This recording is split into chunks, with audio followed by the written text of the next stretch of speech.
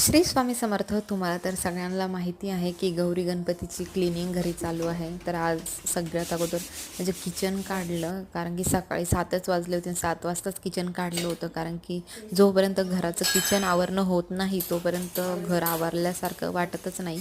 तर म्हटलं आता इथे किचन आवरून घ्या आणि अवतार प्लीज इग्नोर करा, कारण की कामच एवढं होतं की स्वतःकडे लक्ष देणं झालंच नाही. तर आता किचन वगैरे सगळं स्वच्छ केलं आणि तुम्ही बघू शकता किचन स्वच्छ केल्यावर जी किचन पाहण्याची जी मजा आहे ना, ती वेगळीच काहीतरी. आणि जो काही किराणा आणला होता तर तोही भरण्यामध्ये असं स्टोअर करून ठेवला, साबण वगैरे सगळं. आणि आता तुम्ही किचन बघा किती सुंदर दिसत आहे. पण मग जो पसारा पांगला होता ना, तोही आवरणं गरजेचाच होता.